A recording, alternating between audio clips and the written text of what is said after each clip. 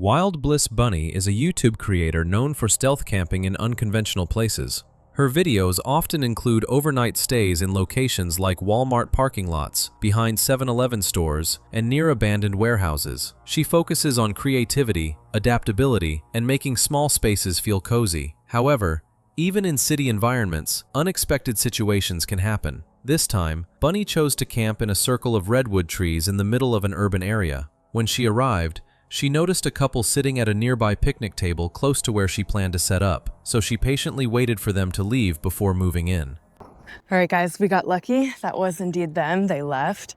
Here's the picnic table, and as you can see, we are now in this expansive ring of redwood trees that is in the middle of this urban environment where cars can walk by, people can walk by. So our mission now is gonna be to find a little tucked away spot that we can set up and camp for the night.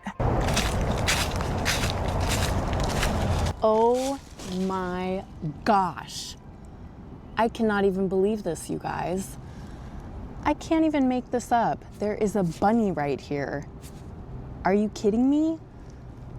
I guess this is where we're gonna set up camp because, like, come on. As she looked around the area, she spotted a small bunny figurine placed nearby. Considering her channel name, Wild Bliss Bunny, the find felt meaningful. She took it as a good omen, a sign that she had picked the right location. She started putting up her tent. However, almost right away, her camera tripod fell over, damaging the receiver for her microphone. It was a frustrating setback, especially so early into the night. Even so, she kept going. After a bit of effort, she was able to finish setting up the tent. It was small and clearly meant for a single person, but it had awning-style flaps that made it feel more spacious. Once inside, she began organizing her sleeping setup and getting ready to settle in. That was the moment things began to change. Hey guys, I gotta abandon camp. I'm here in my tent. I was about to get my bedding situated, but some dude, so there was this guy on the bike and he kept like doing circles around, and then he sat at the bench that I showed you earlier, the table, and then he like went and sat by a tree, and I was like, what is going on? And then I thought he left, and then he came and he said knock knock after I like set up my tent and everything, and I'm like, why are you knock knocking? You know, why are you circling around on your bike and like making it like you left? And then after I'm like here and get my stuff all situated and set up, come up and say knock knock in the dark. Like he doesn't even have a light or anything, so way too sketchy, and I'm gonna have to abandon camp tonight because that is not the business right there. So darn, too bad. This was a cool spot, but not anymore. Camping alone at night, she stayed alert and mindful of everything happening around her. When a stranger suddenly came near her tent in the darkness, it instantly made her uneasy. The situation didn't feel normal or welcome. She had never seen him before, and his presence felt intrusive. Her intuition signaled that something wasn't right. Instead of ignoring that feeling, she chose to trust it. She quickly gathered her belongings and made the decision to leave the area. Well, and had a super creepy situation that we've got to abandon.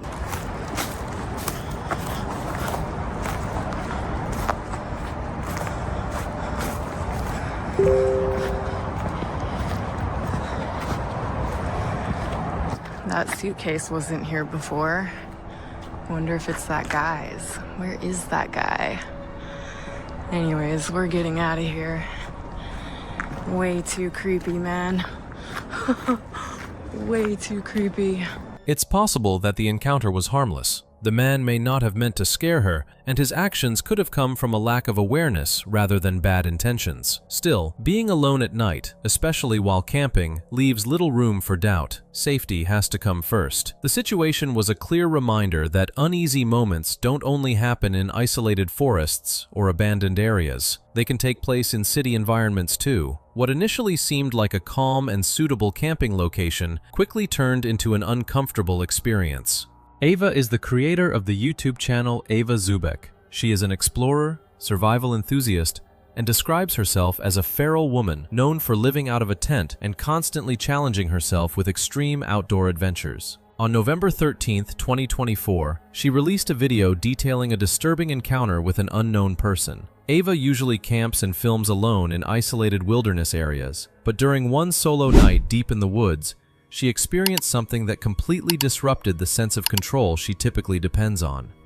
That I don't know appeared on my property. And he turned to me and he said, "Oh, finally I found you. I've been looking for you." This is a man that I don't know, that I didn't invite here, that I didn't want here, who came here all on his own to my private property in the mountains, where there is no obvious path that leads here. He made his way up the hills and through the freaking forest to find me, uninvited. To find a woman who's camping on her own, on her private property. To find her and do what exactly? I was shocked. I was shocked and immediately felt so vulnerable and so scared. I immediately told him that this is my private property and that I'm not looking for guests. I took my axe and I went inside my tent with Vjok. This is not the first time that something like this has happened.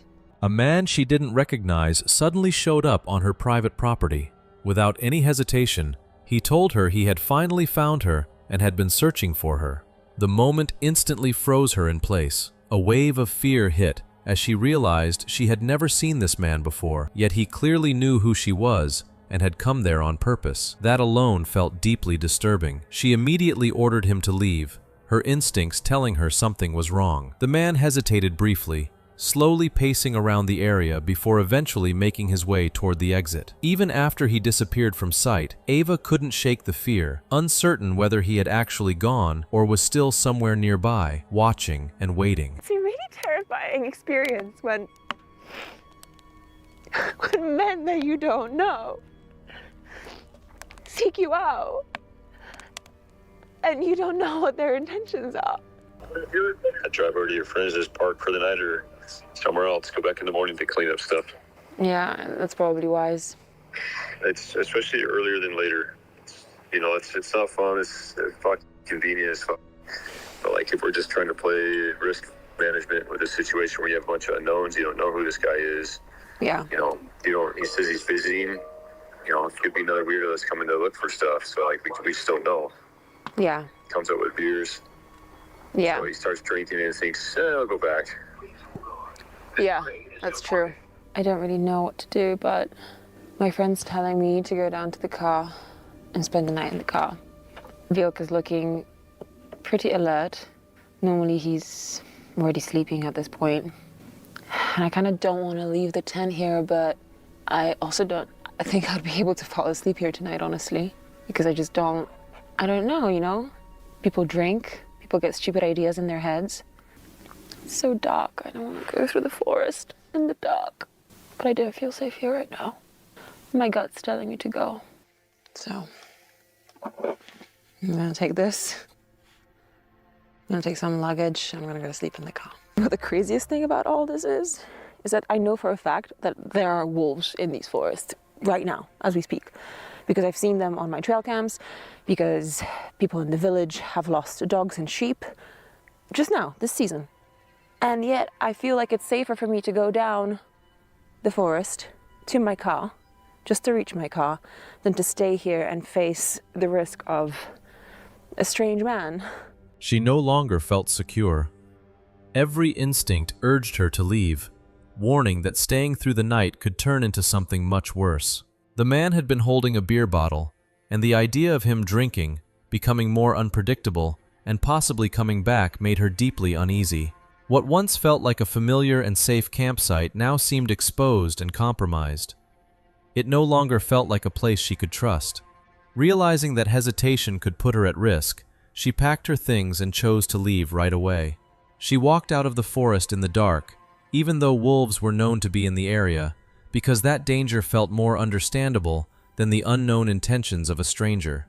Sometimes survival comes down to trusting your instincts without delay. In remote places, the greatest danger is not always the wilderness or what hides in the dark, but the people who should not be there in the first place. What do you think his true intentions were? This story comes from the channel Life After Kids, Journey Unknown, where Lori and Ruben, a couple in their 50s, share their van life experiences while traveling across various parts of the United States. On October 23, 2022, they uploaded a video describing one of the most unsettling moments they had encountered on the road, which happened during the early days of living full-time in their RV. What was meant to mark the start of an exciting new chapter quickly turned into something frightening when, in the middle of the night, they were suddenly jolted awake by unexplained noises coming from outside their van.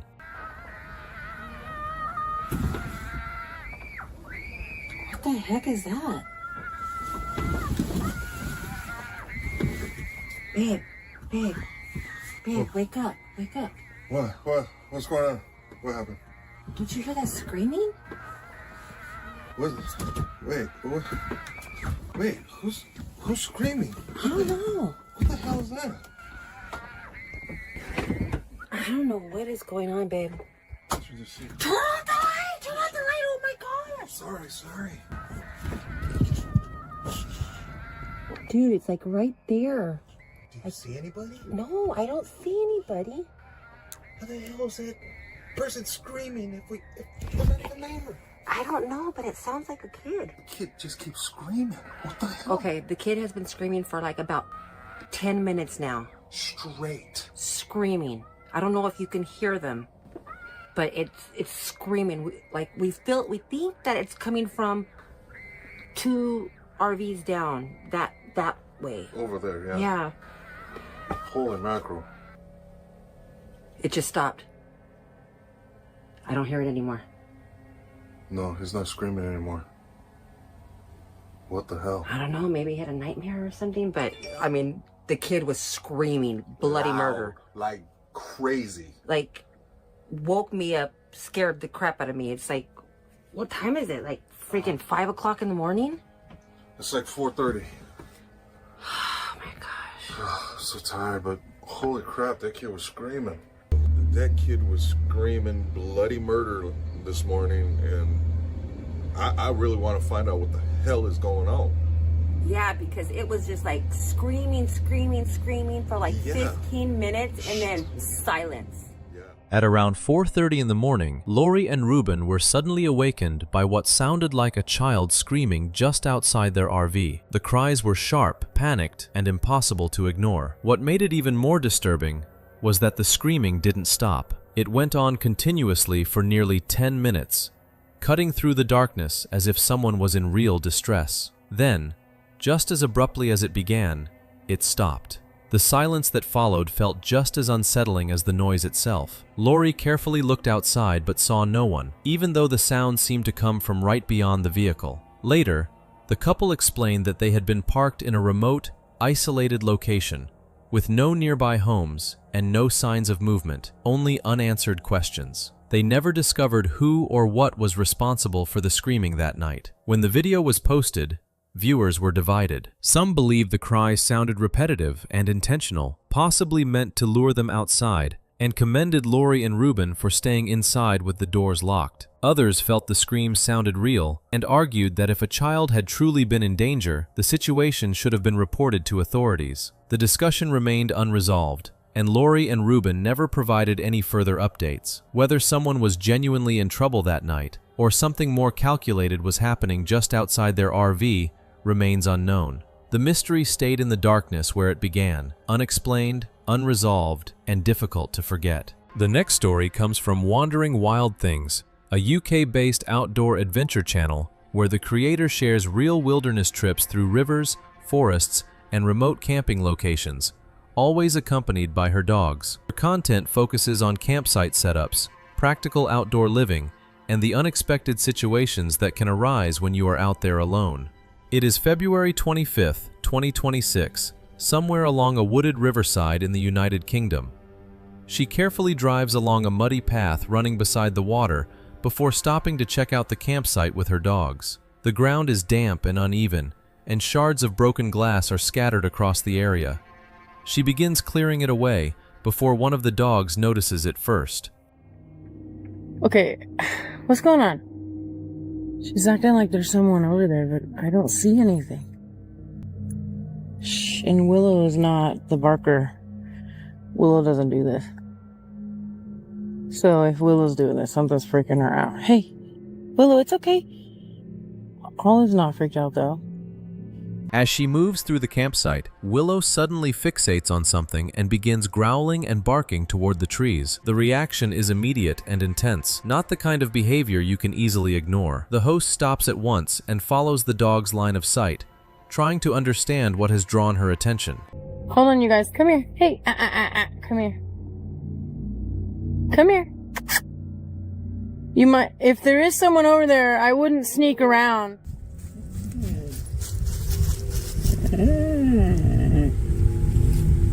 Hey, Willow.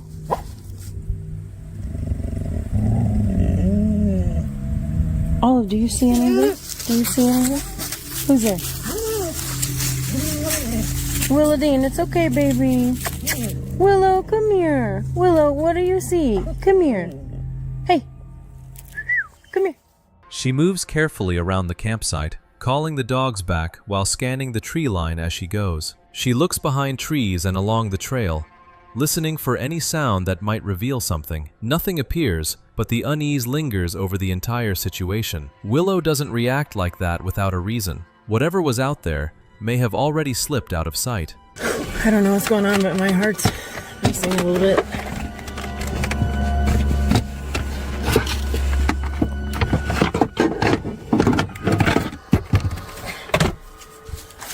All right. What is it, Will? I don't like this. I don't like it. Is it maybe the horse person that we saw earlier? Willow, come here. Willow, come here. It's okay. It is a road. Come here.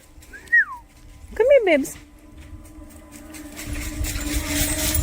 Are you okay? What is it?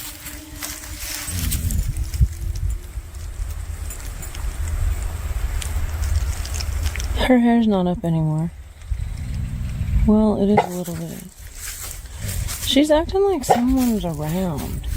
Then Willow reacts again, this time focusing in the opposite direction. The host follows the sound and discovers the source, a small armadillo moving through the brush. The tension eases after the earlier unease. It turns out to be a simple explanation, just wildlife passing through the area, nothing more. With the disturbance behind her, she completes setting up camp and starts preparing food as the temperature continues to drop. The cold makes the night uncomfortable, and she eventually brings the dogs into the truck to warm up. A malfunctioning heater and awkward sleeping conditions make it difficult to rest properly, but they manage to get through the night without any issues. Looking back on it later, she sums it up simply. Camping alone in remote places means living with uncertainty. Sometimes what's out there is a real danger. Other times it's just animals moving through.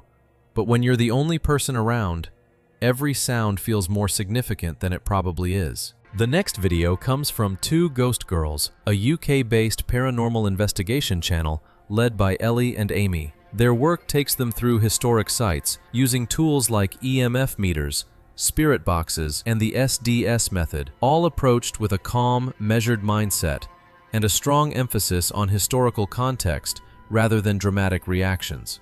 It is January 16th, 2026 at Oakhampton Castle. Ellie, Amy, and their guests move deeper into the snow-covered keep as the temperature noticeably drops and cold spots begin to register. The atmosphere is described as heavy and isolating. EMF equipment is set up, and previous reports of activity within the keep are discussed as faint sounds start to travel through the stone walls. Then, unexplained footprints appear in the snow, and a growing feeling sets in that the group may not be alone. Chilly in here. I can feel it.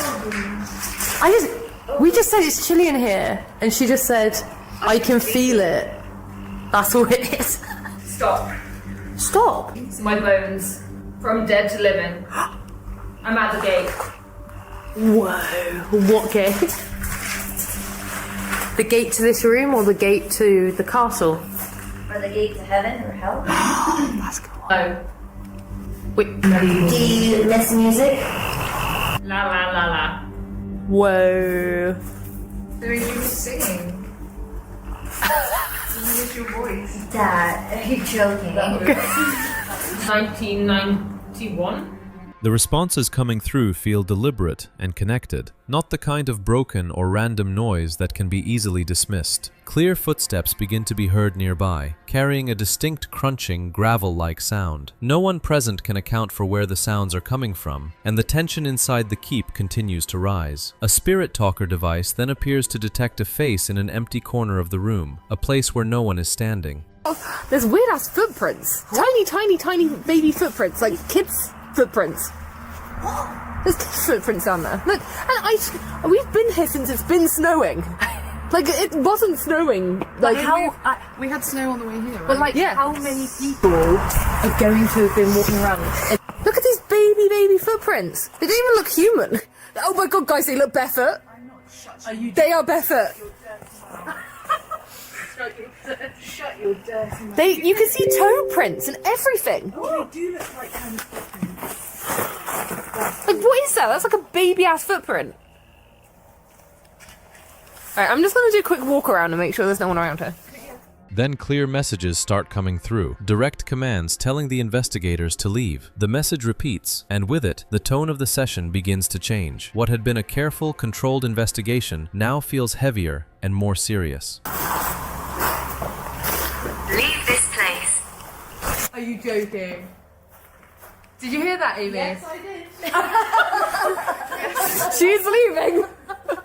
A ritual meant to call upon Lady Howard of Darkmoor is performed. Immediately afterward, the atmosphere tightens, replaced by an unnatural stillness that reinforces what the earlier messages had suggested. The group's presence no longer feels welcome, and as the investigation comes to an end, the overall progression is difficult to overlook. Cold spots, spikes in EMF readings, what seemed like intelligent communication, unexplained sounds, and physical traces left in the snow all build together. Running through all of it are repeated instructions telling them to leave. This kind of pattern suggests something beyond residual activity, pointing instead to something aware, something territorial. The group formally closes the investigation, stating clearly that nothing is allowed to follow them. What remains from the night is the strong impression that something inside Oakhampton Castle was aware of their presence and wanted them gone.